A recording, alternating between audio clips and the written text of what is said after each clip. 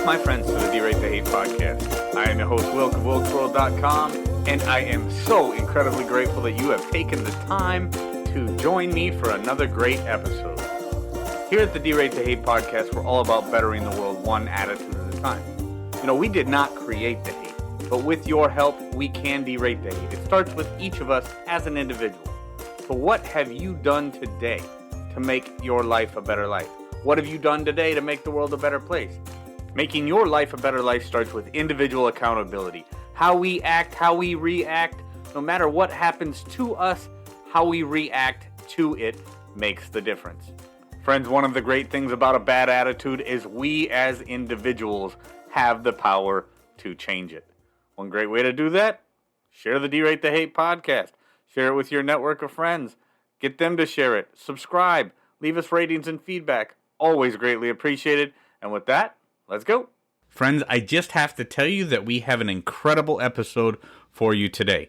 Now, this episode is actually a group episode, one of few that I've done so far, but a very, very important one on a very important topic. This especially will mean a lot to parents out there concerned about their kids' education and the kinds of things that are being taught in our schools today. A few months back, my cousin brought to my attention an assignment that his daughter, his 8th grade daughter, in a school in Northwest Iowa had received in one of her classes regarding the book Stamped, Racism, Antiracism, and You by Ibram X. Kendi. If you are not familiar with the works of Ibram X. Kendi, you will soon find out how much of a lightning rod he actually is, the kind of hateful rhetoric that he uses towards the United States of America, white people, and basically equates every single thing negative that's ever happened to any person of African descent to white people, white privilege, and to racism.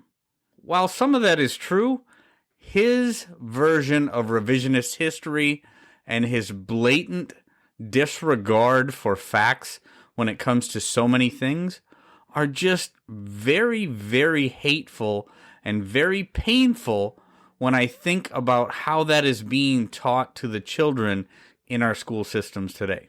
So when Chad brought this to my attention, I thought I need to get together a panel of people who have read this book and who have seen firsthand what this kind of thing does to children in our education system.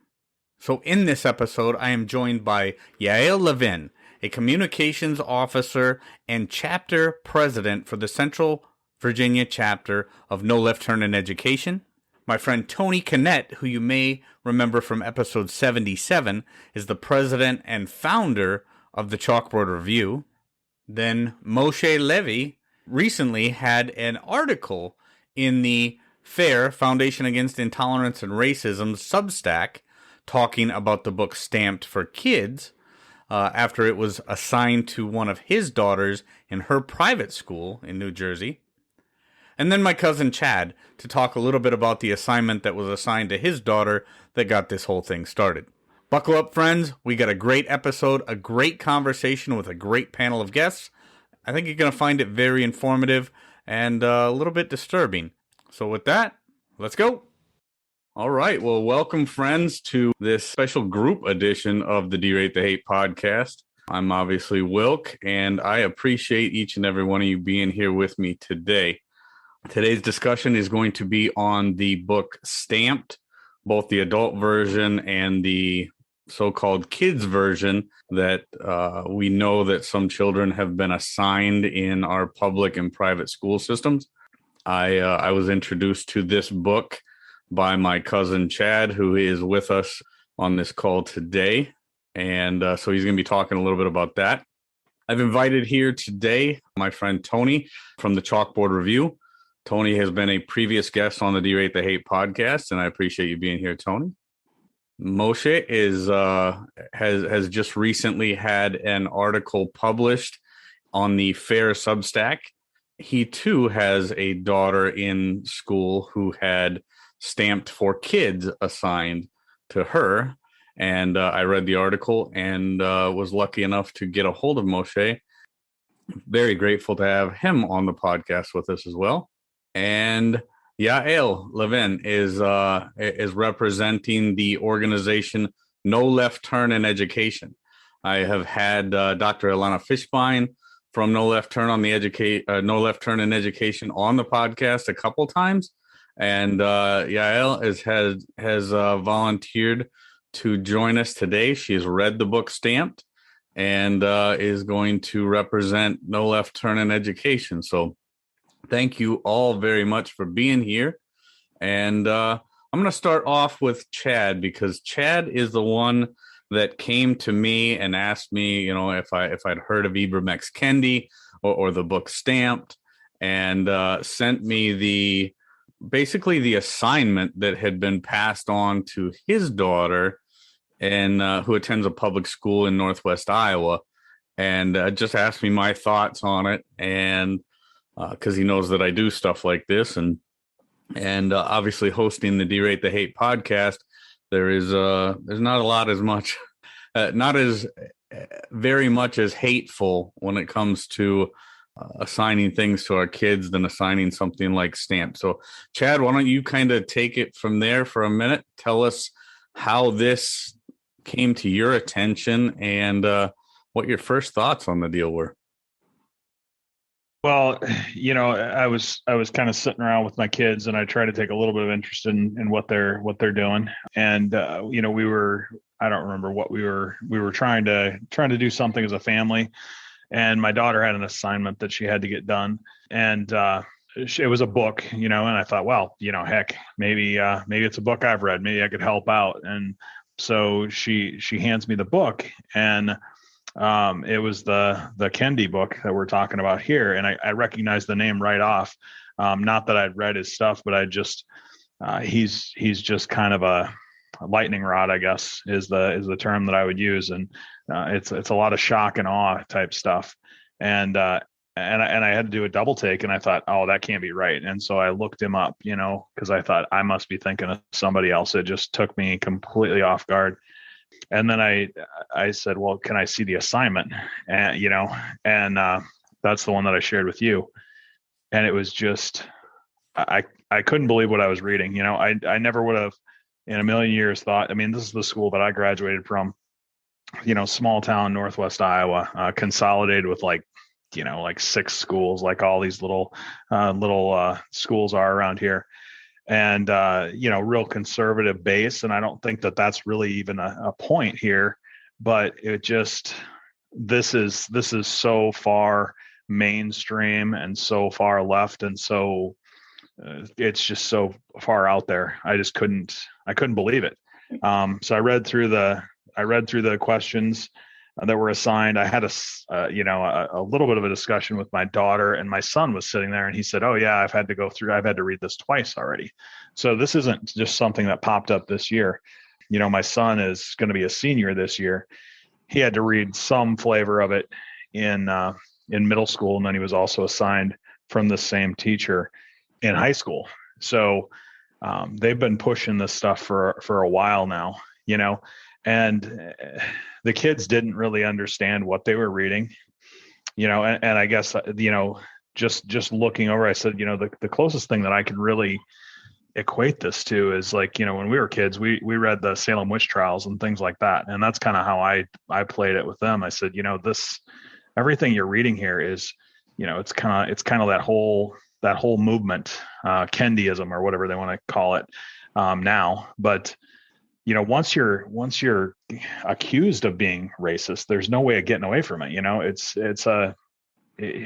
can't deny it. The only thing you could do is go far enough in their direction to prove that you are. If you try to wiggle, it's like quicksand. You just can't get away from it.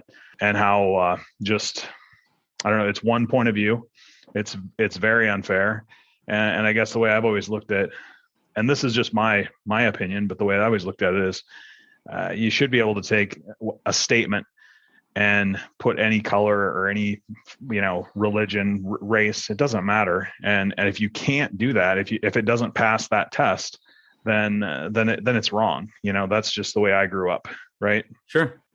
Yeah. So everybody's got their own opinions, and And that's why we live in this country. If if everybody in this country just automatically started out with, as a millionaire with with all the great things, and there was no up, right? I mean, that you're not talking about the United States anymore. You're talking about someplace else, and that place doesn't exist, right? So right. So I don't know. That was my first reaction. And then I started to look at some of the laws on the books here in Iowa, and I thought, well, this isn't even legal in Iowa, Right. And so I started contacting some representatives and school board stuff like that. And I haven't really pursued it too fast. It's funny. Well, it's kind of ironic, but my ex-wife, the kid's parent or mother, is actually the principal at the school where the kids went. And I asked her immediately, I asked, do you have any idea what this is all about? And she just said, well, yeah, we've kind of been uncomfortable about it. But her reaction was that, she said, yeah, you can talk to the teacher, but he's going to retaliate against the kids is what's going to happen. He's that kind of guy. So wow. So that came from the school administrator. Yeah. That's the justification is the retaliation is going to be against the kids. So it's better just to stay away from it, stay hands off. Let's not even talk. So Tony, I want to go to you now at the Chalkboard Review. I know both the Chalkboard Review and No Left Turn in Education, both organizations work with different school administrators and different school districts and research this type of thing all across the country. Is that, Tony, what you hear in a lot of cases? When it comes to stuff like this, whether it be the Ibram X Kendi stamped kind of thing or whatever, as the administrators just say, hey, we kind of gotta deal with kid gloves here because we do not want this to come back on the kids. On the kids, not necessarily. What we hear more often than not from the many different teachers and school districts and parents that we talk to is that when it comes to this really hyper racist content that's in the schools that's passed off with this moral self-righteous authority to group individuals into these groups on something as silly as skin color, and then paint other groups as responsible for any statistical disparity between those two groups. What we actually find is this heavy moral rhetoric that comes through. We are an anti-racist school. Don't you want to be anti-racist? Oh, what's the opposite of anti-racist? Racist. Gotcha. And so a lot of these school boards, we see this in Indiana, in Iowa, in the Midwest, we see this on the East Coast, the South, even the Pacific Northwest. These districts will hold press conferences, or they'll hold school board meetings, or in a few cases, open town kind of open house kind of setups. And they'll tell the parents, quite frankly, if there's a lot of outrage, look, this is a morally right thing. And we believe in diversity. We believe in equity. We believe in inclusion. And if you don't like it, it's because you're a racist. I haven't really heard we're not going to bring it up because there could be blowback on the kids thing. That's a very interesting take that sounds like there are some personal feelings on some of the administrators that got in the way, which administrators with hurt feelings making rash decisions. Wow, must be a day ending in Y. But all of those things considered, usually it's just some type of moral crusade. Someone has too much time on their hands, doesn't have enough community responsibility or really anything to add. And so they're going to latch onto something that elevates them in public status. And this just happens to be the flavor of the day. Yep. Yael, how have you guys received this and the correspondence that you've seen from schools and school administrators? What kind of things are you guys seeing? Very similar to what Tony said. We also I hear a lot from, I'm the chief communications officer for the national, but I'm also the Virginia chapter president. So a lot of parents come to me in my locality and in all of Virginia. And we also hear a little bit of we don't want our kids to get hurt by us being loud and outspoken about the books or anything, the over-sexualization of our kids. So it's a little bit of both. I read the book and I come at it from a completely different perspective. So when you want to get to that place, I can talk about that. But really, we hear both. And exactly what Tony said, there's this idea that if you're a good person, if you're a moral person, then you're going to do all these anti-racist things. And not being a racist is no longer good enough. Right. And that goes to what Chad's point was, too, is once they brand you as a racist, once they go to that level, now all of a sudden the onus is upon you to dig yourself out of that hole, and they never give you any room to do it. And I think that's how they scare parents and children into going along with things like this. Into compliance. Yeah. Well, because there's a very serious mob rule dynamic. So there's a very us versus them kind of pattern that comes into this, where with a lot of students, and I've actually seen this in these classrooms in person, where the teacher will kind of put this moral onus and moral impetus on this conversation, so that if you are a student who disagrees with perhaps the expression of these ideas, which Kendi, as you said, is a lightning rod. He's the extreme, explanation of critical race theory ideas that came out of the 90s and as application to American schools, then you are immediately castigated. And there's almost this caste system where you have those who are virtuous students who support LGBTQ with their gay, lesbian, straight alliance clubs, and who support anti-racist efforts and, say Black Lives Matter and hold up the fist and don't stand for the Pledge of Allegiance. And then you have the lower caste, you have the undesirables, you have the children of conservatives, you have the children of fundamentalist Christians, those horrible, racist, bigoted, blankety blanks who are shunned. And it has started ending in mob violence. I mean, we've called it out. No Left Turn in Education called it out.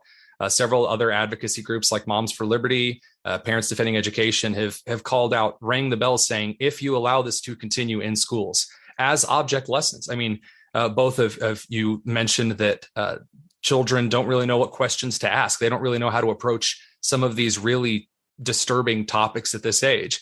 Well, you're creating this moral absolutism that in New York and Pennsylvania and Oregon has actually ended in students beating the ever-living snot out of children as soon as they get out of the classroom because the student dared to disagree with an application to a topic.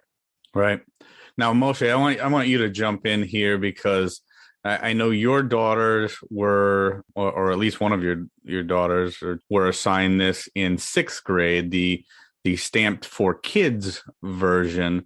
And you recently had an article published on the FAIR Foundation Against Intolerance and Racism Substack page, which was an incredible article. And I would encourage anybody to read that. And there's actually more to come about that. We'll talk about that a little bit later in our conversation. But Moshe, tell me a little bit about how you became aware of this and maybe similarities or differences to what Chad had happened with his daughter. Yeah, I think that my story is similar to Chad's, except for my daughter's a little bit younger. She's 12 at the time, and the teacher assigned Stamped for Kids as an assignment. She brought it home, and I was curious about it, so I started reading it because it's very, very simplistic. The chapters are only a few pages long, and I just wanted to see what it was all about.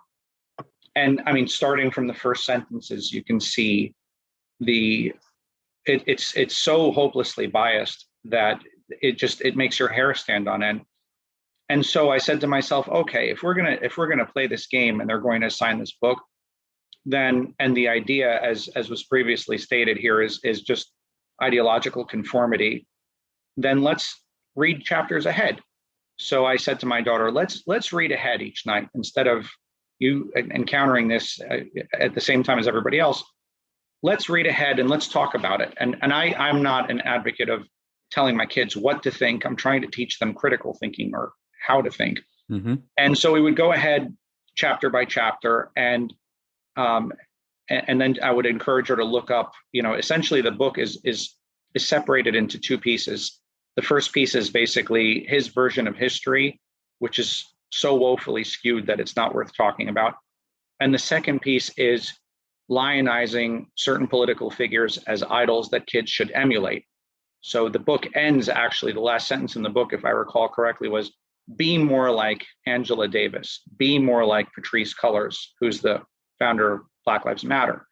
Angela Davis is a figure in history that during the 70s was jet-setting back and forth between every authoritarian communist state in the world. She was flying between the USSR, East Germany, Cuba, heaping praise upon these dictators, coming back and explaining how horrible this country was.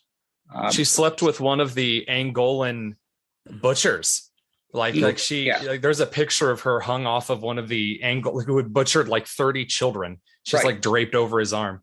Right. So when you see that and you say to yourself that the book, this is just a microcosm of the problem, but the book says, Angela Davis was an anti-racist who believed in love, and she was a political activist.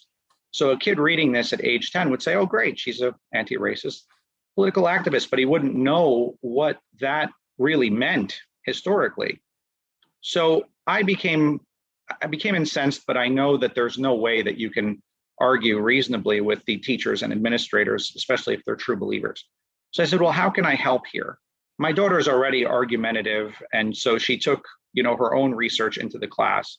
And every time this would be read as part of their assignment, she would bring up what she had, learned.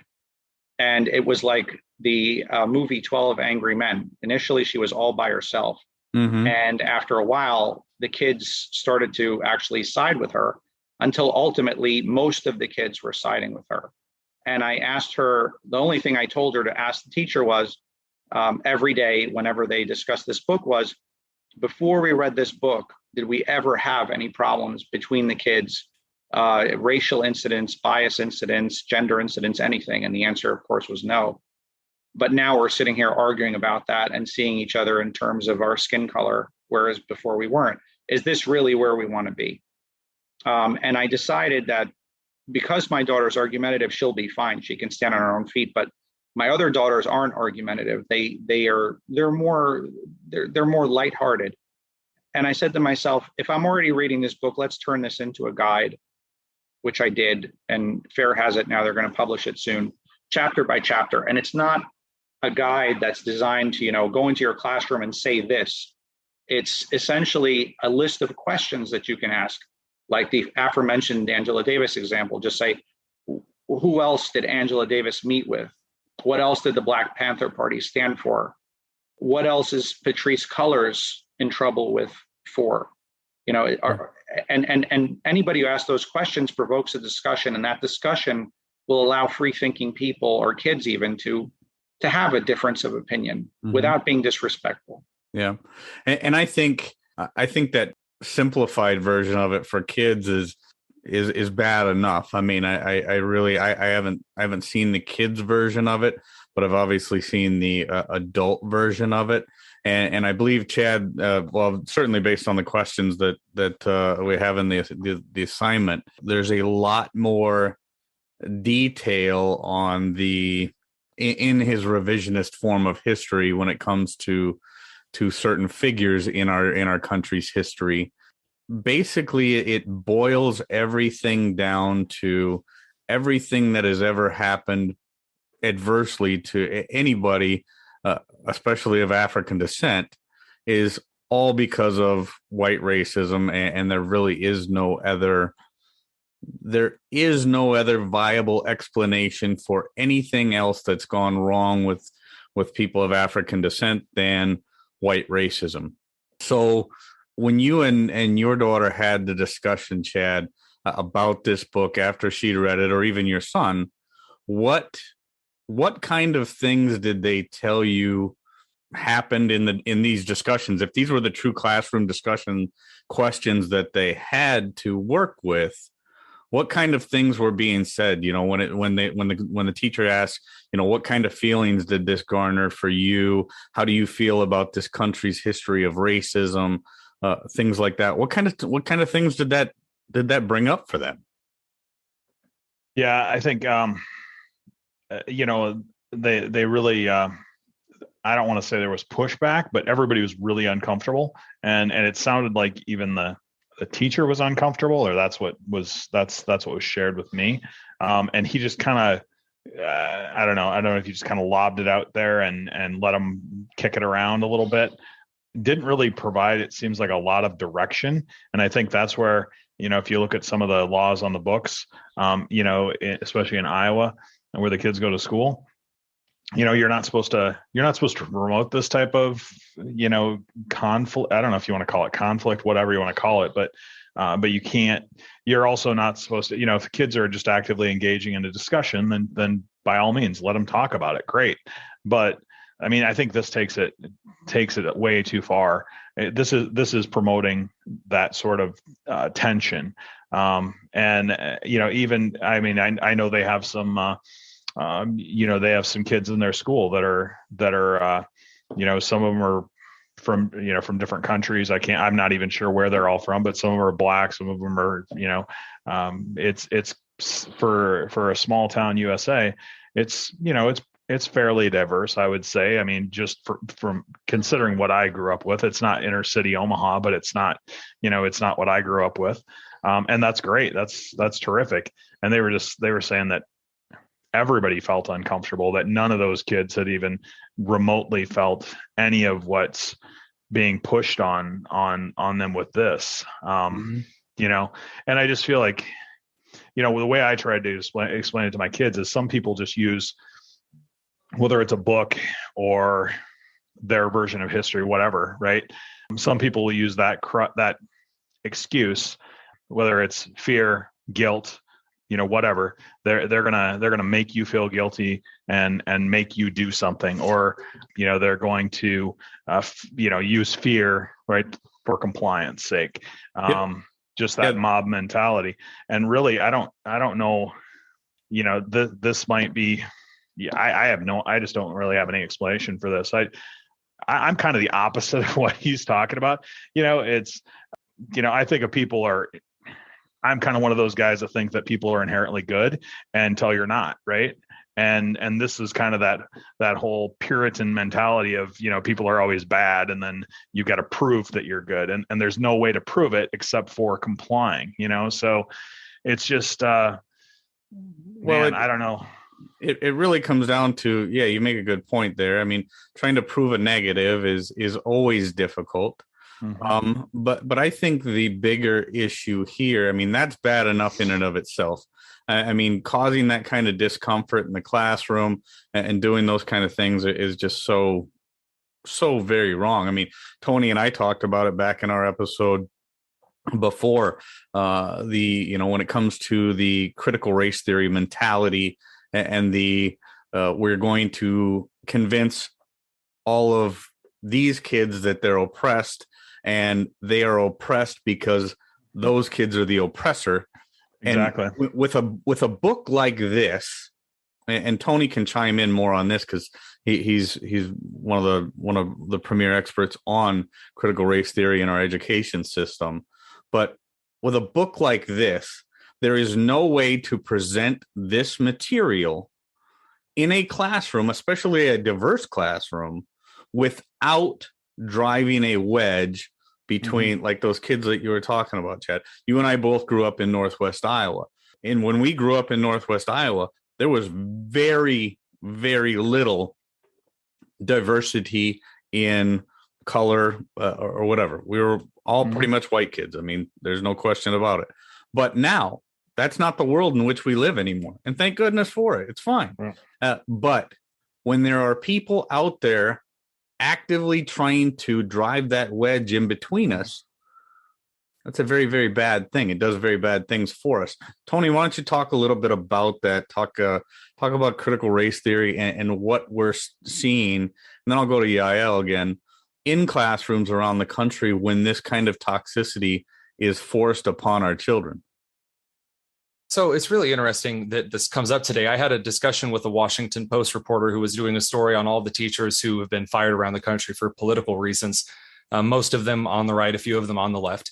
And she was actually going over the part that she had written about me, which a lot of respect for any journalist who goes over what they've written about a person before they publish it. But the editor on her piece had actually jumped in and corrected me in one section and said, well, yeah, Kennett says critical race theory is being taught, but critical race theory is not being taught. Just ideas from it are being pulled. And Ibram Kendi would say the same thing. My book's not critical race theory. I'm just drawing from some of the ideas. And this gets on my nerves because the right will actually, and I say the right here because usually the right's the ones that respond politically to this message, whereas center and libertarian and et cetera will also respond. And usually the response is, well, you're right. It's actually the praxis of the idea or the pedagogy of the idea. That's not true either. Don't play into the game of letting someone muddy the waters of something that I've studied for 8 years. It's a very simple theory. Critical race theory states one thing. Every single societal interaction, be that education, healthcare, economics, history, the study of any kind of mental or social faculty, whether young, old, internal, external, innate, or learned, is a direct factor of systemic racism from white people. Everything, period. You name it. Environmental racism, the way grass grows, is directionally racist. And by the way, that is a paper out of the University of Kentucky. I don't doubt it. There are so many weirdo things that come out of this theory. So when Ibram X. Kendi writes this book, it is indeed critical race theory. He's literally just parroting what Gloria Ladson-Billings said, just in much simpler language. So the reason I bring that up is a very particular reason. Someone will tell you it's not critical race theory and it's not all of these bad things. It's just an expression of someone's experiences. That's not true. If someone were to come in this call right now and say, look, I'm not a white supremacist. I just think that all other races are inferior to white people. You would say, okay, you're a white supremacist. Whether you want to use the term white supremacy or not, you're a white supremacist and you're abhorrent. Yeah. You know, and it's the exact same thing with critical race theory. They'll say, oh, well, it's not all of these horrible things that came out of Paulo Freire in Brazil and Pedagogia of the Oppressed and, you know, Derek Bell and the Permanence of Racism, all of these other horrific things in our history. No, it's not actually this. It's not, you know, black supremacy, which, you know, because if you're Hispanic, you're genuinely only a pawn to the Black Lives Matter and the critical race theory movement. If you're not black and you're not advocating that they're the most oppressed group of people on the face of the earth who deserve your admonition and worship, which is incredibly insulting to think that a person would need your help in order to exist, survive, and thrive, then you're some type of horrible, evil bigot who is forever tainted with the sour grapes of your ancestors, as the Old Testament calls it. So when looking at this literature and looking at these kinds of conversations, the question you asked to me was whether this could be taught in an objective fashion. No, it's teaching children white supremacy. It is. It is teaching children that their value lies within the color of their skin and that color somehow unites them to a culture. There's no such thing as white culture. I actually genuinely hate it when people say, well, me and the other white people. What do you mean other white people? Do you mean people from that area of Iowa who has nothing in common with someone from South New Jersey or from Northern Florida? Have you ever watched someone from the Northeast try to talk to someone from Atlanta? It's hilarious. They can't understand each other, much less someone from Scotland compared to San Francisco.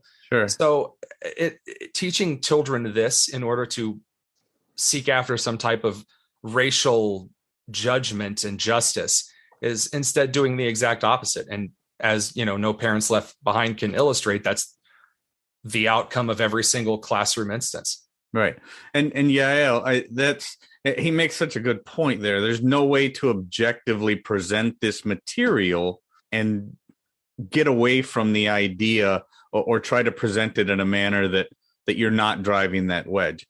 So one of the big things for me when I read this and through this material was the fact, you know, Tony talked about, you know, making the way a blade of grass grows into a racist, somehow a racist thing, which, be it funny, but if you read this book, he does everything in this book but try to blame everything that's ever happened to any person of African descent on racism. That's exactly what he does. And so talk a little bit about that, and talk a little bit about the things that you guys are hearing in schools when it comes to the critical race theory and that claim that they can present this material in an objective way, but there is really no way to do it. Right. Well, so in my experience, they're not even claiming they can present it in an objective way. They just claim these are tough conversations that we must have, and the younger, the better, because you can be racist at 8 months of age, you know? You can learn racism that early. So, but I'll back up a little bit and why I kind of came into this realm. I'm a data analyst. I have a math degree. And now, by the way, you know, math is racist. That's what Congratulations. I've heard. So, yeah. And I kind of got thrown into this because of COVID, of course, you know, like many of us. And my kids were learning at home. They had virtual learning, and I hosted a virtual learning pod in my house for my children and their friends. And then I started seeing what was happening. And I come from a Holocaust family. I still have 3 elderly relatives that are Holocaust survivors that are still alive. Okay. And so I come from it with a little bit of a different perspective, because my son was told that he is inherently racist because his skin is light. And I was like, whoa, stop right there. So when I think about it from the perspective of being from a Holocaust family and being Jewish and literally the most persecuted people in all of history, and having to overcome the Holocaust, having to overcome, everything before the Holocaust, and so many difficulties after the Holocaust. And we are not victims. I don't blame anyone else for I had a rough life. I was very poor. I grew up. I had to work 3 jobs. It took me 5.5 years to finish college because I paid for it myself and worked 3 jobs. I had a lot of adversity in my life. I have never once thought to blame someone else for that, or to say, well, it's because I'm Jewish, I wasn't treated right. Mm-hmm.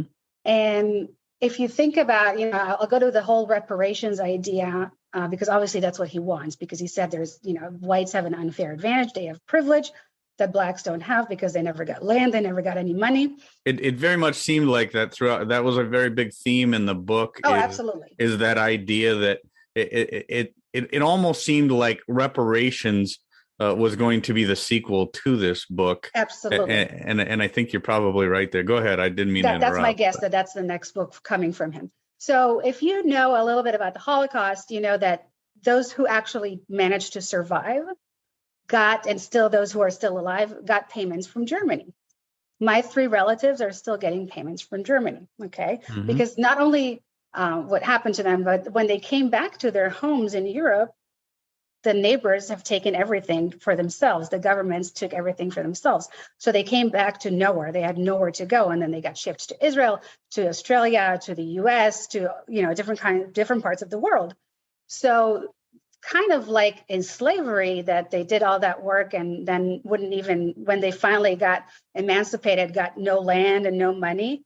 Kind of the idea was that, the Jews came back to their homes and they had nothing. So Germany has and is still paying to those who have actually survived the Holocaust.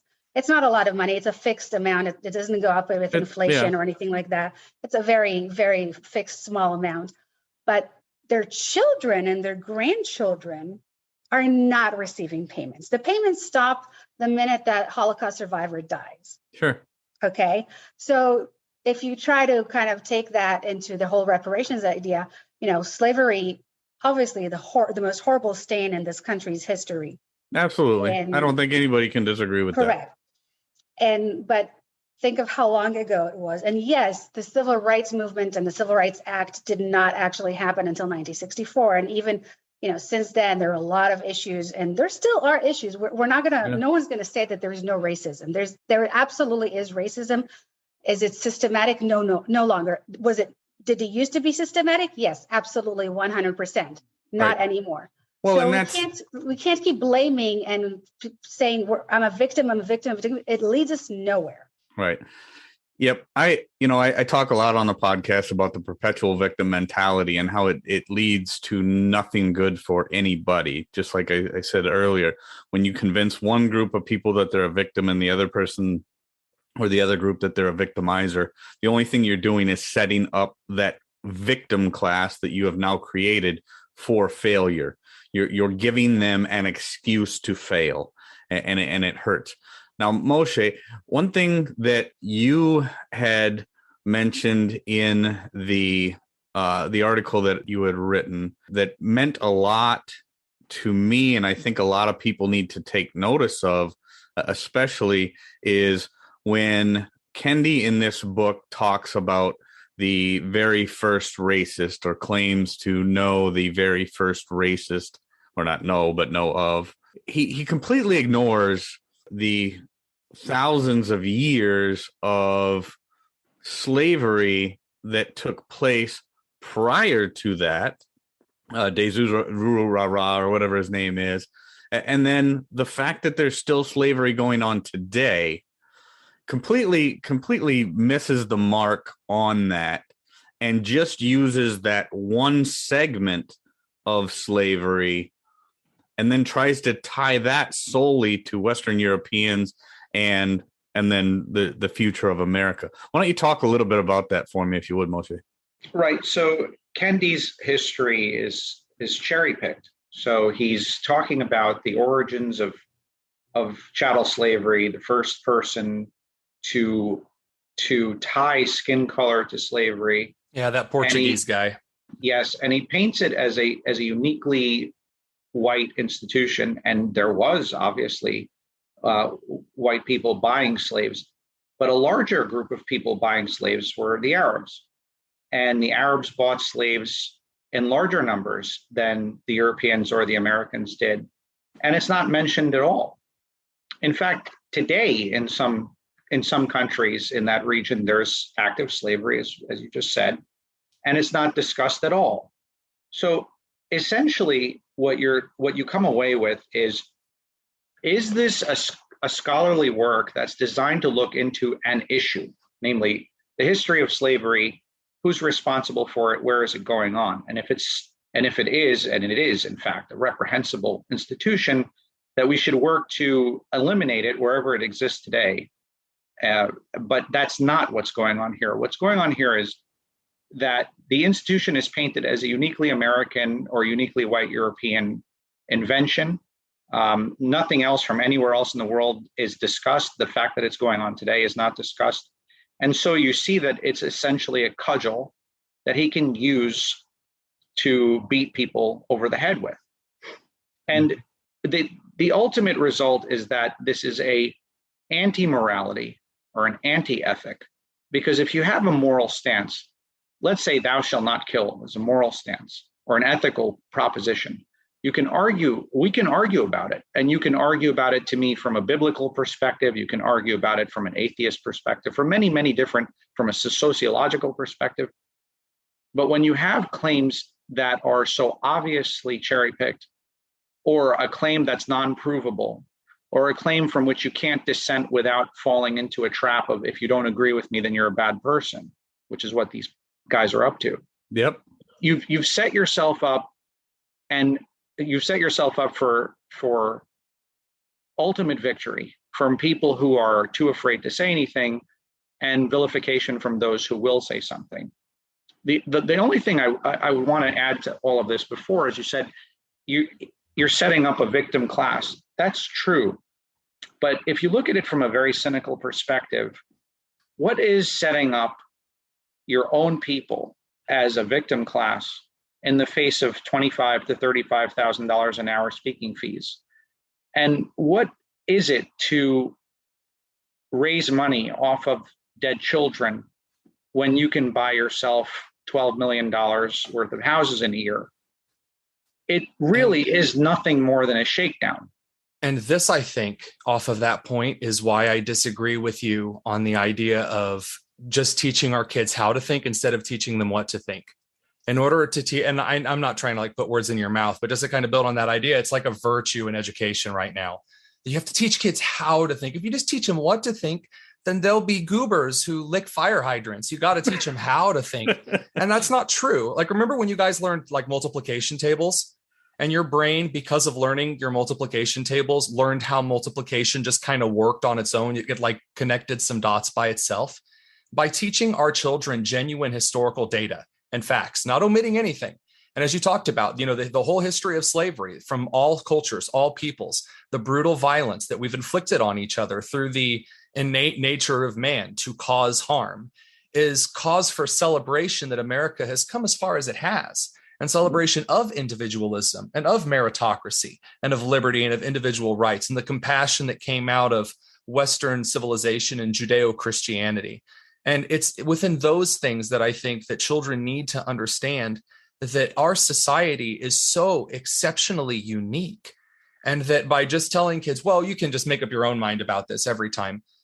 Look, as far as I'm concerned, a lot of individuals on the side of this critical race theory and collectivism, some of my colleagues would call it cultural Marxism, although I have an issue with that only because I don't often see secret villain motive as much. Sometimes I think they're often a little too stupid to give them credit that they're master villains. However, as an opposition to that, we should be promoting virtue, of course, acknowledging the rough parts of our history. Never once should we say that we don't have mistakes, but it's how we've grown from those mistakes where our honor rests.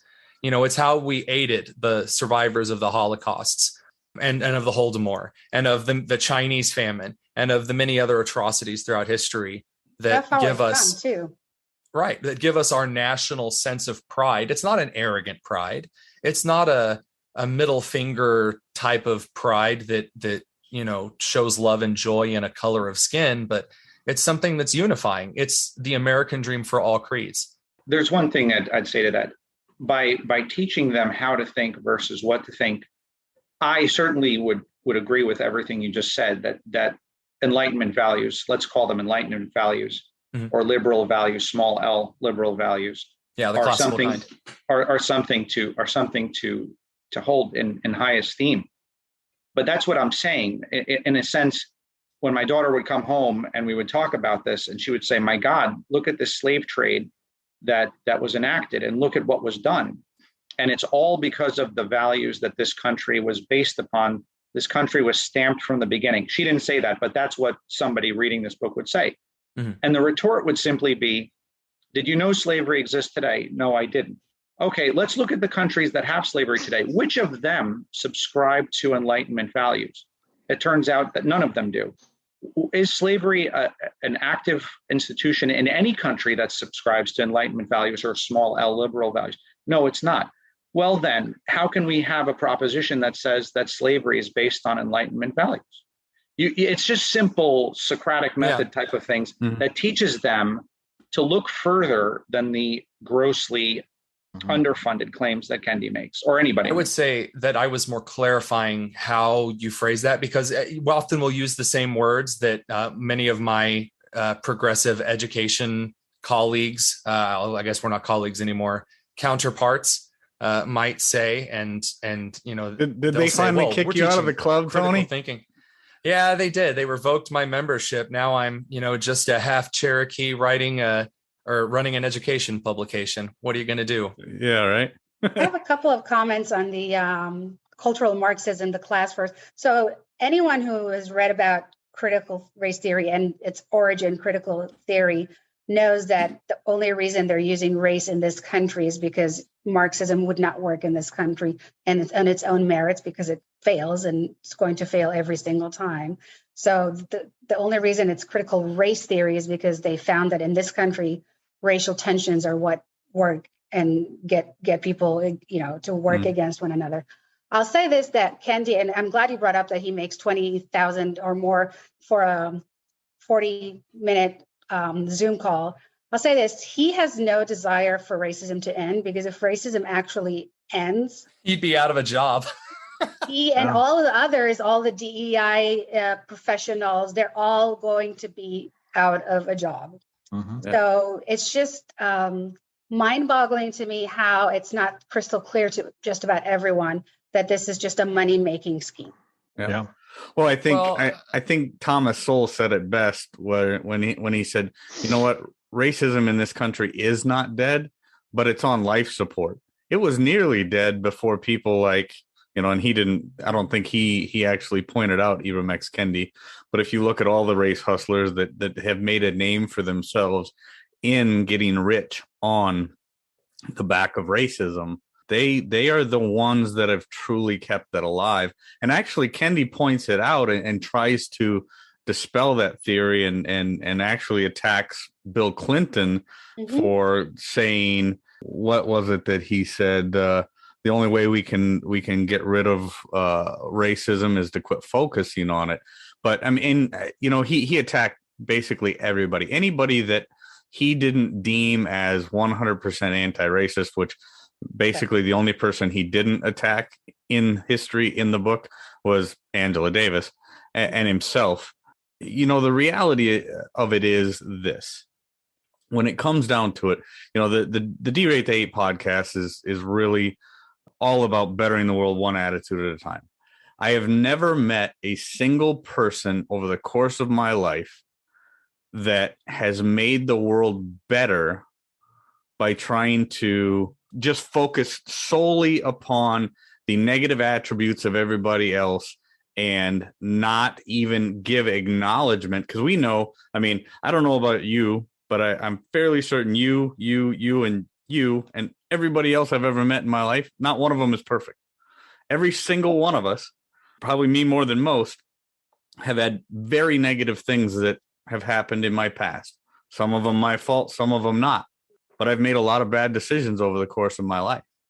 In this case, Kendi looks at people like Thomas Jefferson, Benjamin Franklin, Richard Nixon, Booker T. Washington, Frederick Douglass, W.D. Du Bois, every single person he mentions in this book, except for Angela Davis, he basically discredits everything good that they ever did and just basically said that they're either an out-and-out racist, they're an assimilationist, and which makes them the devil as well. Right. And that type of mentality does not make us a better country. You know, he completely discounts the fact that we are the only country on the planet that lost nearly 750,000 people, countrymen, brothers fighting brothers, you know, neighbors fighting neighbors, to rid our country of the stain that is slavery. Yes. So, you know, he is the real racist here. He thinks of his own people as losers and victims that can never amount to anything and will only be saved by white people who will take action against racism. Well, and actually another point that he makes in the book that really bothers me a lot is, or calls people of color that don't hate white people and people that try to assimilate. He basically calls them a sellout, and they're not real. Correct. You know, they're not the real blacks. They're not real Africans. It shows you one thing, though, that's very critical that a lot of philosophers have said over the course of history, and that is that ideas really, really do matter. So, and not always letting things go and being and leaving things up to chance works. I think this is an example of that, because I'll give you my bias. I'm a free market guy. I believe in the free market. I believe that competition is great and that the best ideas float to the top most of the time, and so on and so forth.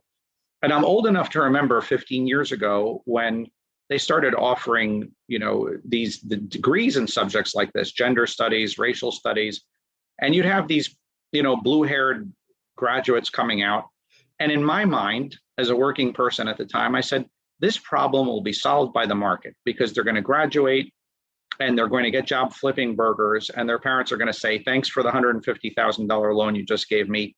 No more of this. If you want, you know, me to pay for your school, then you better, you know, do something productive with it. But in fact, what happened was that they graduated and they created for themselves spaces within institutions. And once that grabbed and took hold, you find yourself in a scenario where any corporation you go to today, any school you go to today, has a DEI consultant, oftentimes making as much as vice presidents or people who are, you know, doing quote unquote real work. And you say to yourself, how did we let that happen? We didn't confront these ideas. We thought that it would take care of itself. But bad ideas can take root just like good ones can. Yes. And the fact that Kendi is popular is proof of that. Yep. No, that's a very, very good point. All right, my friends, we're getting close to the end of the hour. So what I want to do is I just want to take a couple minutes. Give me your last and final thoughts on this. I think we all agree that this is a very big problem in our country. The books like Stamped, it's certainly not exclusive to Ibram X. Kendi's material. There's more than plenty of it out there, as people can find out about, whether it be talking to, the folks at the Chalkboard Review like Tony, talking to Yael at the No Left Turn in Education. People in real life are seeing it in everyday America, just like Chad. We're seeing and Moshe up in New Jersey. This is not secluded to one topic. This is not secluded to one area. This is not even secluded to just the public school system. Moshe's kids are in private school in up in New Jersey, and this is happening. So give me your final thoughts. I'm going to start with Tony. Give me your final thoughts on this, and where do you think this is going? What does the future look like? How do we keep combating this? Well, I can kind of give my final thought on the idea that in addition to, for some of the leaders, it's definitely become a bit of a money-making scheme. But for many individuals, this is simply a religion. It is the absolute faith aspect of their life. They wholly believe in it. It is a method of obtaining social and moral status. It is a method of earning virtue and doling it out to those who they see fit. And the funniest thing about this is that it genuinely cannot survive on its own. It's eating itself, which is really the best news for everyone, is that, we're seeing this in Texas, we're seeing this in Florida, we're seeing this around the country. This particular movement has lost the Hispanic community pretty much single-handedly. And it's funny to watch with all the Hispanic families and teachers that I work with that are becoming just so dissatisfied with this kind of outlook and this kind of action. And every other group that doesn't get in lockstep and doesn't want to be belittled into that their color is their only important value, to keep combating it, I offer two pieces of advice. Number one, don't do anything crazy. You don't need to stand up and shout from the rooftops. You don't. Let the left act crazy. And I don't mean the left in the political sense that I want you to go around fighting with your neighbor and your brother, but let those who want to get upset and call you a racist and everything do so. I guarantee you that the third party looking on is not going to see you as the way they are painting you. And the second thing I would encourage you to do is to keep reading, investigate, keep making sure that you're following what No Left Turn in Education is doing. Follow what we're doing at the Chalkboard Review. Follow groups like Parents Defending Education, Moms for Liberty, so that you can be informed. Your ability to be informed is your greatest freedom in this nation, and then also to use that information to govern this nation. Do so. Get involved with the primaries. Do not wait until November to vote. If you don't go and vote in the primaries, you really kind of lose the right to complain about the way the country's going, at least politically. So very good that's points, Tony. Kind of my follow-up there. Awesome, man. I appreciate it. So Tony with the Chalkboard Review, that's awesome. Chad, let me go to you now. Yeah, I guess, a couple points you guys brought up. Teach your kids how to think, that was kind of something you kind of drilled home, but we've gotten kind of lazy as, we're the Google culture or whatever, right? So people aren't really looking for their own information. They're just, reading somebody else's. They pick up a book, they go with what's easy. I don't know if this assignment was one of those easy assignments, that was just at the top of the best sellers or best books to push list. And some of that is, it's just inner school politics even, or book club politics or whatever. But that's what I would say. I think we've had some good conversation here today, but really, teach kids how to think. And so that when you don't, like you were just saying before, you don't have to completely lose control, and you do have that army of people, bystanders that are just saying this is ridiculous. If we start to lose that, where we're all just a bunch of drones and we've all read the same pamphlet, I don't know what you do at that point. But it really is. It comes down to the currency. It's all about power, no matter how you cut it. It's all about you giving up or somebody taking your power away. And so control what you can control. This was one of the things that, I was, like I said, it's in your backyard. It's everywhere. It's not just in the big cities. It's not just on the East Coast, West Coast. It's everywhere. It's wake up, get ready. No, that's a good point. And I think it really comes down to one of the things I talk a lot about, and that's individual accountability, Chad.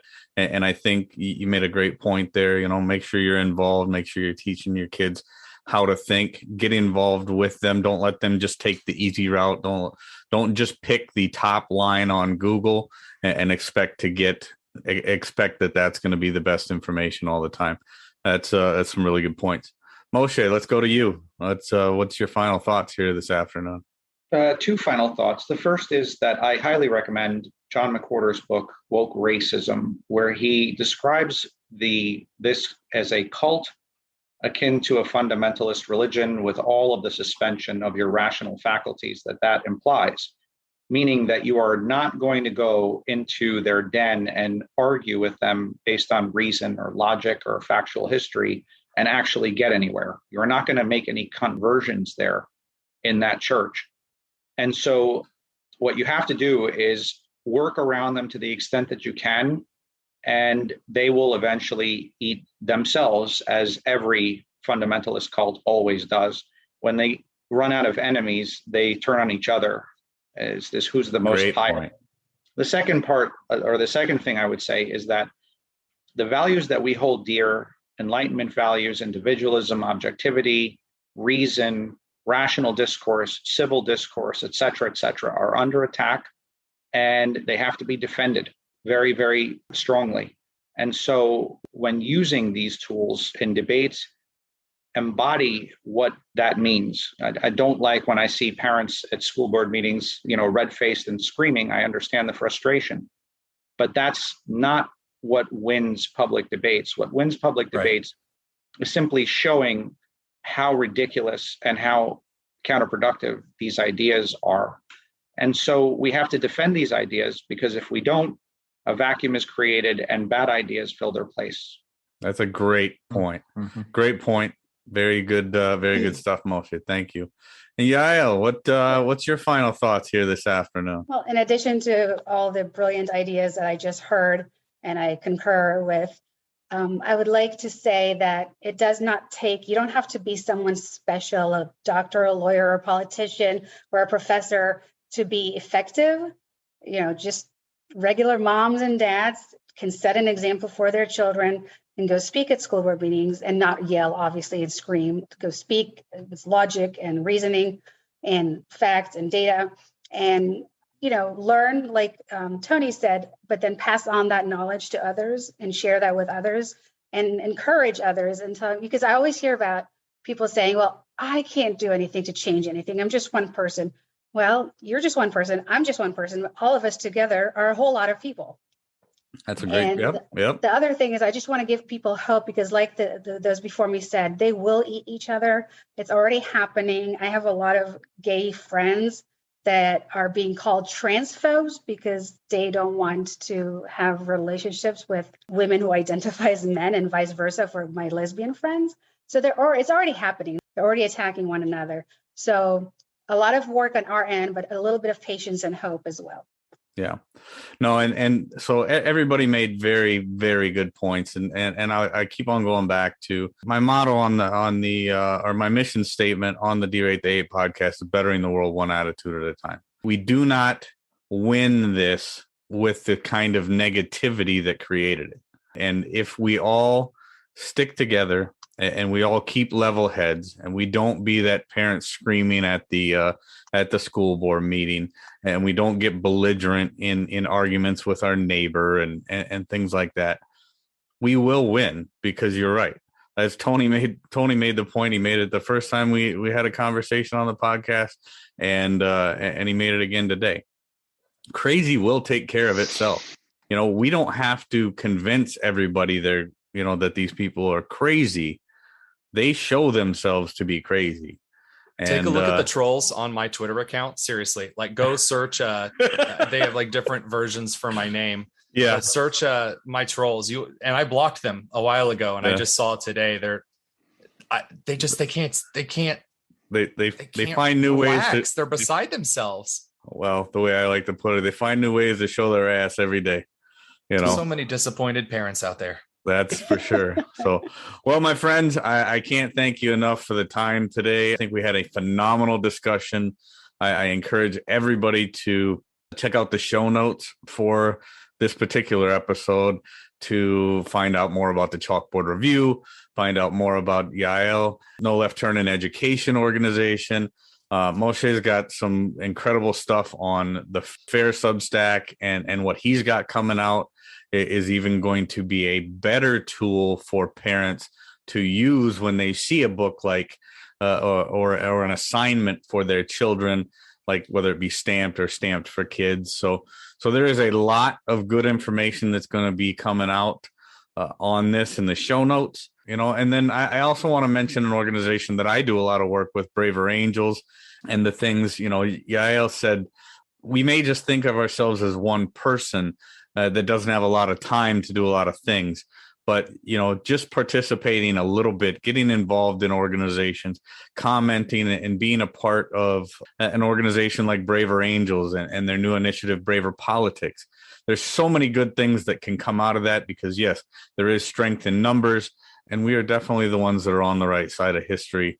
We are the ones that have the more level, more reasonable, and more logical approach to things like this. So, friends, thank you so much for joining me today, and I appreciate it, and I look forward to talking to each and every one of you again. Friends, I just want to say again how very, very grateful that I am that you took the time to join me for another D-Rate the Hate podcast episode. Please share us with your friends, share us with your network. If you haven't done so already, subscribe and talk your friends into doing the same. Feedback and ratings, wherever you get your audio, always greatly appreciated. And with that, I will just say, get out there, be kind to one another, be grateful for everything that you've got, and remember, it's up to you to make each and every day the day that you want it to be. Friends, if there was anything in this episode that provided exceptional value to you, I would love to hear about it. Email me, wilk@wilksworld.com, or hit me up on most social media platforms. With that, I am going to back on out of here, and we will catch you next week. Take care.